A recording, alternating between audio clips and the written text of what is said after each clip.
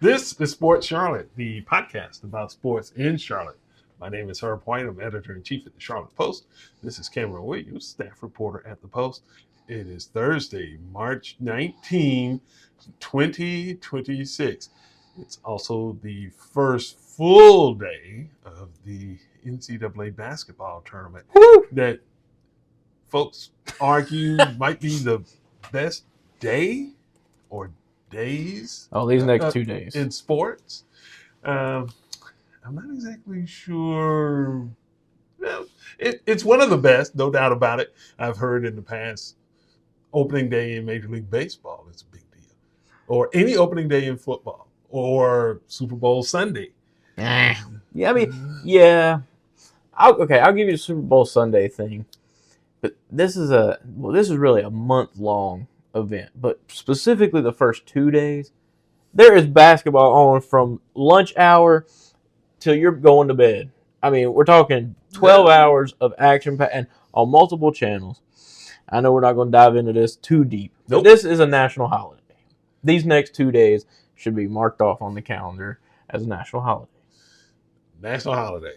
A 2-day long national holiday. Yes. Okay. That's a good argument. That's a good argument. Although you're talking about the Super Bowl is a huge cultural event as well. People should show up the next day at work if they can show up with hangovers and stuff of that nature. And one of my personal favorites is Memorial Day Sunday, where you've got racing all day long. I bet your IndyCar self. Well, you start with Formula One, then IndyCar, and then NASCAR. So that's one of my personal favorites. But they're all good, and the NCAA basketball tournament has a certain validity to that top spot because there's also a very good possibility of some upsets the first couple of days.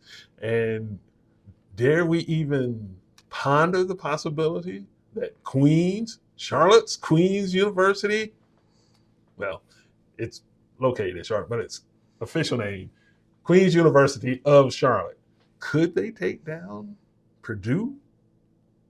Are you asking me? In a 2:15. Are you asking me?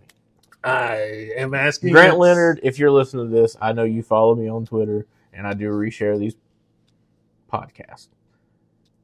Love you, but I don't really see that happening. Anything can happen. Look, it's March. NCAA history is littered with 15s taking out 2s. Littered with 2s taking out. 2s being taken out by 15. I don't know if it's littered, but it has happened. Well, yeah, on more than one occasion. That's the point. Well, so is a 16 beating a 1 on 2 occasions. But that's only happened recently. Yeah, but you can go back into the 90s and see where 15s have taken out 2s. Yeah, look, but how many of these games have been this drastic of a spread?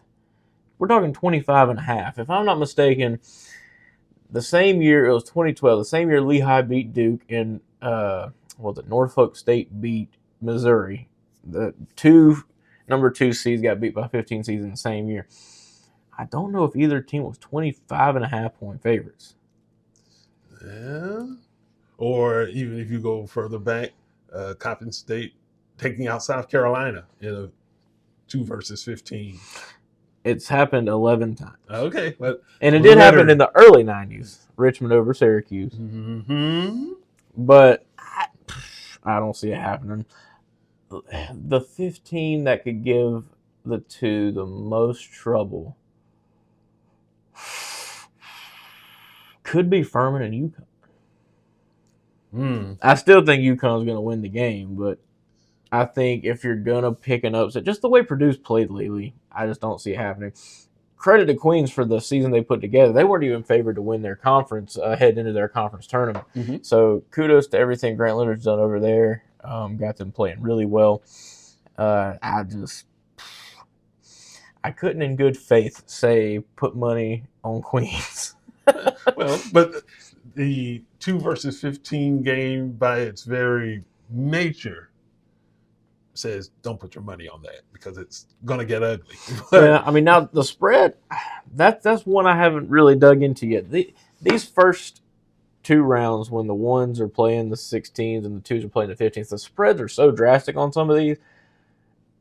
In my mind, I know for some coaches, they have the mindset, well, if you're up 20 with 4 or 5 minutes to go, you're going to start taking some of your key guys out. So when you have a 25 to 28 point spread, like most of the ones, I mean, I know Michigan's a 30-point spread against Howard, but you're talking about just a massive spread where if you get to that 20-point margin and it's pushing towards the end of the second half, you're not going to keep your starters in to keep scoring points. And so that's where I don't think a lot of these high point spreads get covered.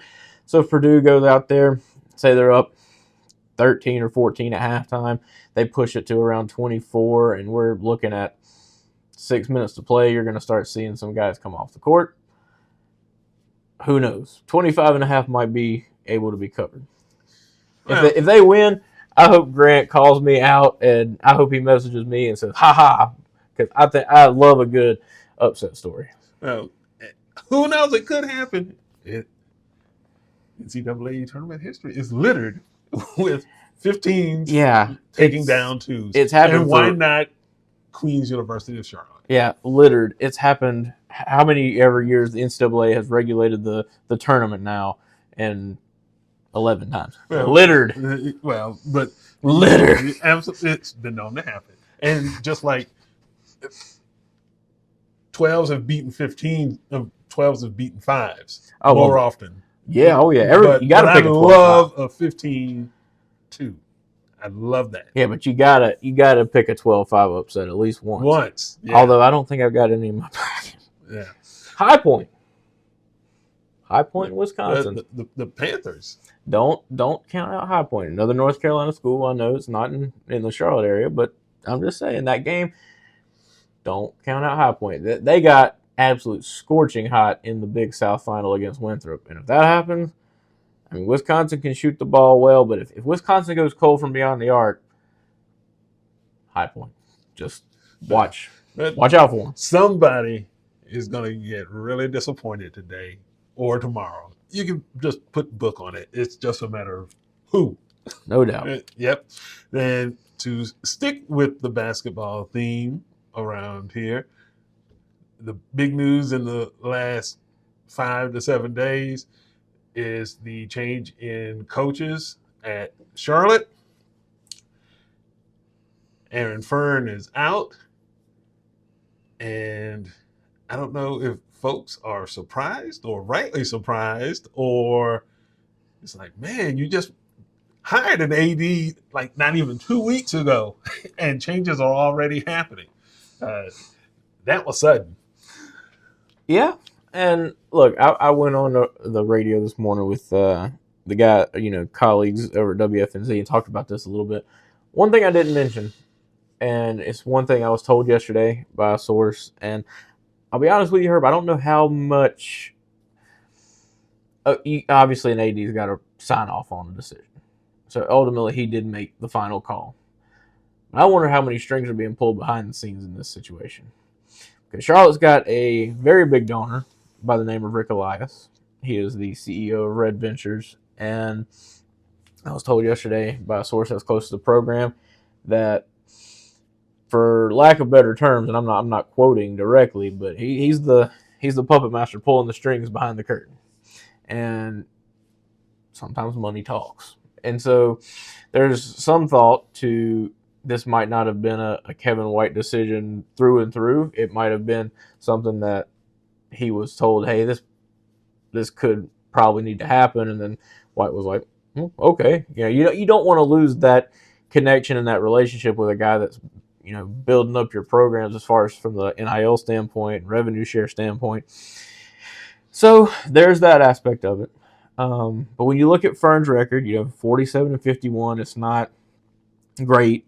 It's not even a winning record. Okay. Or 500. Okay. Well, there's a lot. Trying to keep it honest. There's a lot of coaches out there that are like that aren't getting canned. I'm not advocating for Fearne or against him. Did I like him as a person? Absolutely. I thought he was very personable. He was always great to interview. And he's been there since, one thing I told him, he's been there since my student reporting days into my early career. So I can appreciate his colleagueship or even friendship, if you want to call that, over time.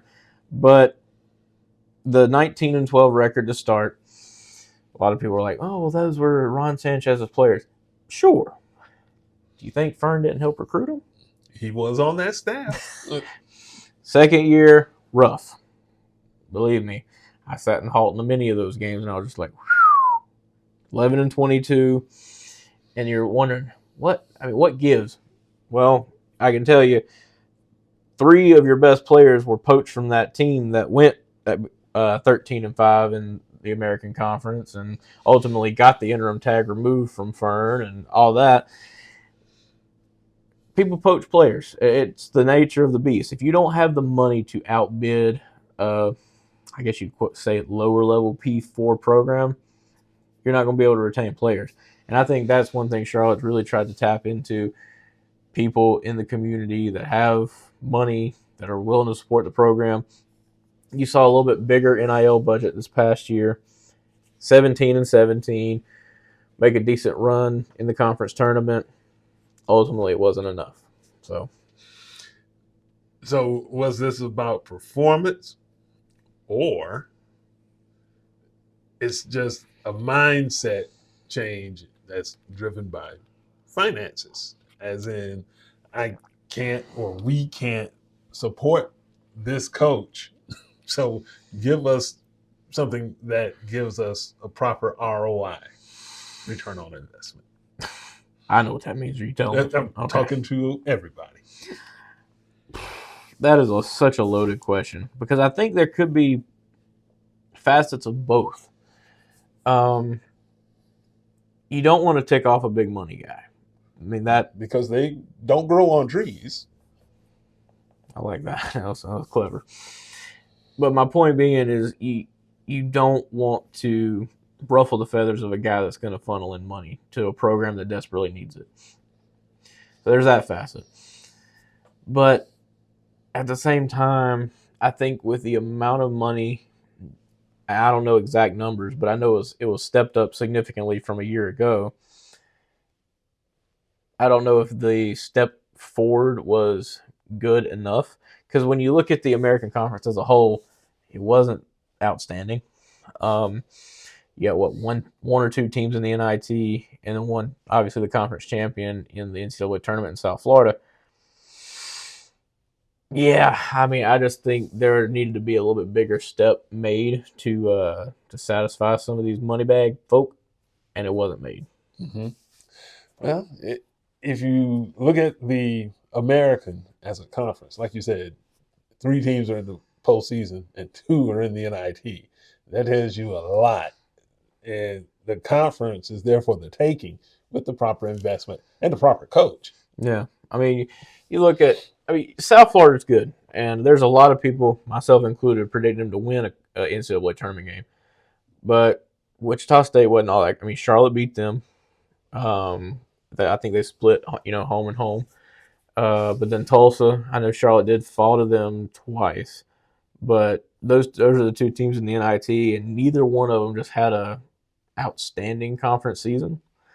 So I look at it like this. He made some progress from year 2 to year 3. But if you're an investor into the program and you see them go from 11-22 to 17-17, sure, you won more games, you made a little run in the conference tournament.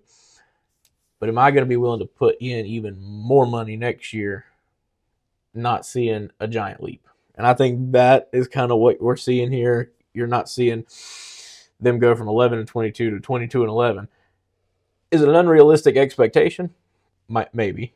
But I'm also not worth $1 billion like Elias is either, and can just throw that kind of money at the program. So now the question becomes, who's next?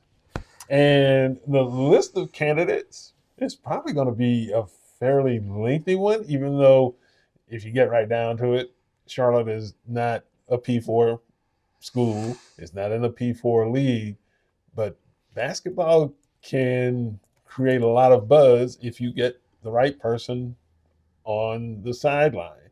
And I would just want to hear what the candidates list looks like. Are you looking for somebody who's an up and comer?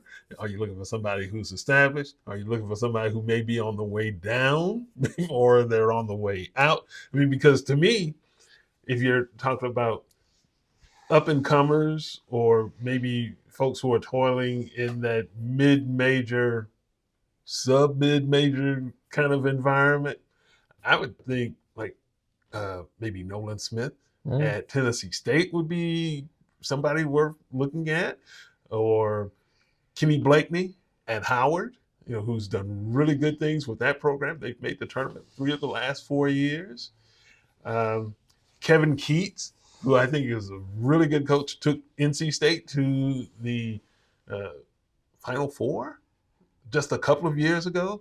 Did he suddenly forget how to coach before he was unceremoniously dumped by the Wolfpack? They went from making the Final Four to missing the ACC tournament. It was rough. Well, yeah, but again, was it he suddenly forgot how to coach, or were there extenuating circumstances? Well, they did lose several players. Some to the transfer portal, some to graduation. You look at DJ Burns. Obviously, their center, he ran out of eligibility. I mean, he was just done. But that also, at least in my mind, raises a red flag. Well, you're going to lose some of these guys. You also have to be able to replace them. Yeah. They didn't do that officially. No. Yeah. But to your point, Nolan Smith and Kevin Keats were both names that I've heard circulating in and around the program. But Wes Miller seems to be a front runner. Cincinnati and UNC Greensboro. 285 and 209 overall. Does have a career winning record. 7 20-plus win seasons. He did have a total of 4 losing seasons in his 15 total. But that's a name that keeps getting thrown around. And I've heard, I think it was On 3 or Rivals said it was like a 2-man race between him and Nolan Smith. Really? The big unknown with Nolan, though, is he's been a coach 1 year. Now, the way he's done it, you're hired in the summer, like late towards the end of the summer, and then you come in and you build a team that goes and wins the OVC. Ohio Valley, yep. And now you're in the tournament playing Iowa State. Sorry, Nolan. I don't think that's going to go well either. But my point being, 23-9 in your first year, that says a lot. And 2, he knows the recruiting landscape around here. You got to figure he was an assistant at Duke. It's not like he doesn't know the Charlotte area for basketball. Duke's recruited plenty of Charlotte players, and one's currently on their roster.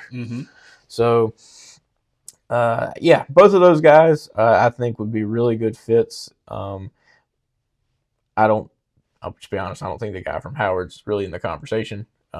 Should he be? Who knows? I mean, he has done some good stuff with Howard, but I haven't heard that name circulating around. Yeah. Who knows? Well, but as a Duke alum, Kenny Blakeney obviously knows his way around basketball, and Howard, I would also say, was not even close to being relevant in not only MEAC circles, but black college basketball circles until Kenny Blakeney got there. Yeah. And he put them on the map. And he's done it in a certain way at a school that values academics. Howard is an academic school. So I'm just saying, not lobbying for him one way or the other, but the resume speaks for itself.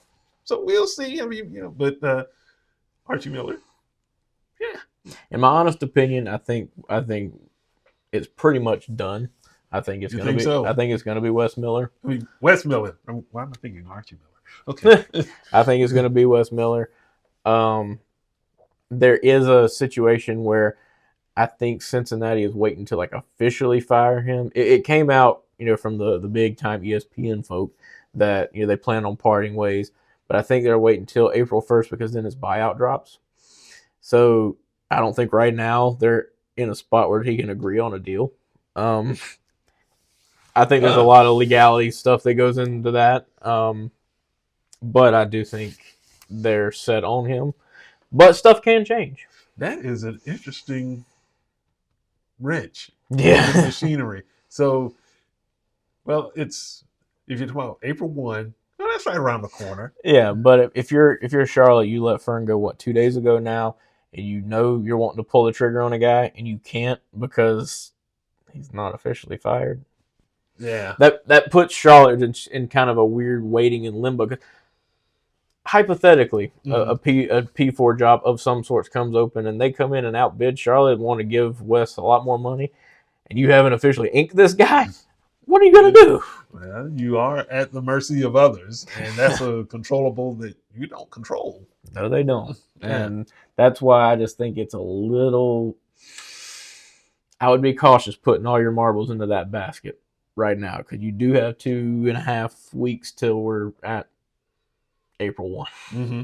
And then, let's be honest, coaches get together for the Final Four nationally, and that's when deals are cut and discussed and all the other stuff. So it might work out okay there, but in terms of actually getting in and interviewing people right now, that might be a little difficult because teams are actively playing and coaching staffs are coaching and all the other stuff. Well, not Wes and Kevin.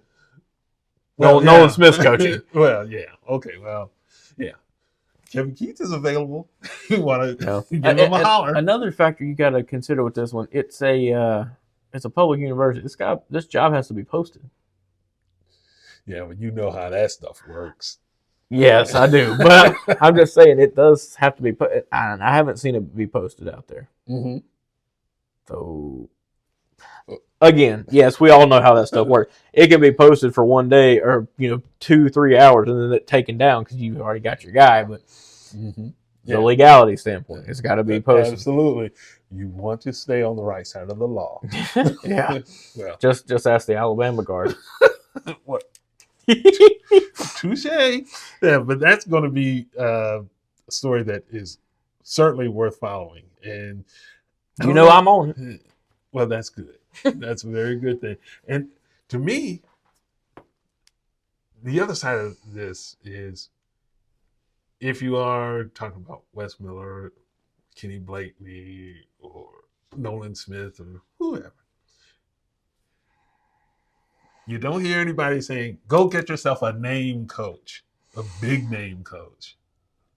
Most of those guys are over the hill. I mean, unless you're talking about Todd Golden or John Shire, and they're not leaving their program. No, there's way too much money to be made there. Or maybe even an NBA assistant. Because, let's face it, the cultures are different. But can you make that leap? And I think that maybe that was something that Fearne also ran into, making that leap from professional basketball to collegiate. It's not seamless. No, and it's very different. More so than college football and NFL. The pro game is it's so different. A lot of times I'll watch teams and I'm just like, defense is optional. Fearne and I, we talked on the phone yesterday and we were talking about Jameer Young because I saw him 2 nights ago at the Hornets Heat game. He plays for Miami. He's a two-way player. He got run at the tail end of that game. Doesn't play an awful lot for the Heat unless it's just blowout type games. But when he goes down to their G League affiliate, he stuffs the mess out of a stat sheet. Every single game. I mean, 30 points, 10 assists, 8 rebounds. And it's just like he plays that good on that professional level, but then you step up to the league and he struggles to even see the court. And we were just talking about the discrepancy, and he's like, he wondered if Jameer is going to have to make the decision to go play overseas somewhere or stay in the G League, and because he thinks there's more money to be made somewhere overseas than this two-way G League contract stuff that he's currently doing. But the talent is just so different. And again, defense isn't really played much in the NBA. some, but it's not the grinded out 90s, no doubt about No, it. I mean, Lord, your average finals scores were in the 90s. Sometimes games would reach the hundreds, but we're seeing hundreds and 140 to 30s, 130s yeah. regularly. Yeah. It's like guard somebody. Yeah. But it's going to be interesting, and there's just going to be a lot of interest in that head coach search. And to me, also, this will be a good first test to see what Kevin White is really made of in terms of his hiring acumen. We know, Is he making the call though? Is he making the call? Is somebody making the call for it? It's modern day college sports. There's going to be some investors who have a say. In how this thing works out. And look, I mean, I've known Kevin, 2-3 weeks now. I'm not in any way, shape, or form insinuating or trying to undermine his authority as the athletics director. You could. I mean, I'm just not wanting. I'm not wanting to put that out there because I don't want, as the reporter that covers Charlotte athletics, I don't want that out there to have any kind of ruffled feathers and feelings when it comes to giving us interviews and things like that. So that I want to put out there, but I just wonder, with Charlotte being in the position they are, needing NIL money, and obviously Kevin has a background in rev share, generating revenue. I just wonder if sometimes money is going to talk louder than your gut feeling. I mean, that happens not just at Charlotte, but that can happen in a lot of places. It happens everywhere. So, again, that is not a slight at Kevin whatsoever. I think I'm excited to see what he does. And obviously, he knows that as the AD, he's got to be the one to sign off on these final decisions. And so he knows that the decisions ultimately, good or bad, is going to be on him. And so I don't think he's ignorant to that reality, and I think he's going to make the right call. All right. Well, very good. Moving on. It's also, in addition to the start of the NCAA tournament, it is Dell Curry jersey retirement night with the Why Hornets. did they pick the night?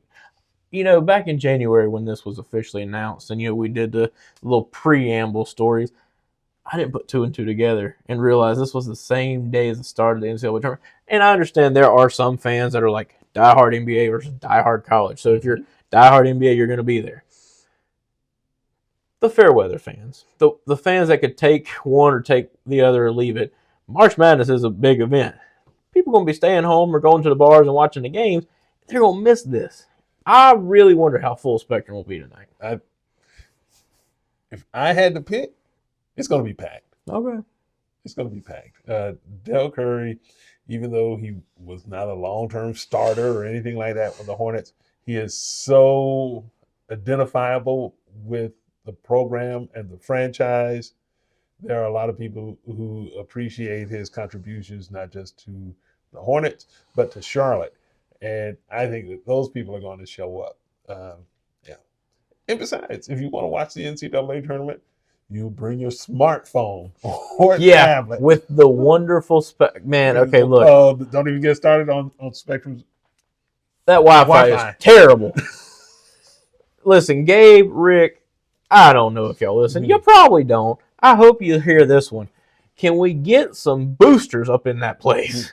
It's awful. We're not even on the Spectrum Center public Wi-Fi. We're on the media Wi-Fi. That's supposed to be password protected with only, 40, 50 people tops on there. It's awful. Well, yeah. And this has been going on for years. So so they inherited it, but they still haven't fixed it. But you can change it. Fix it. Okay, unless you're hardwired in, because with us Mac users, you got to have a dongle. Dongle King over here's got one. Listen how that sounds.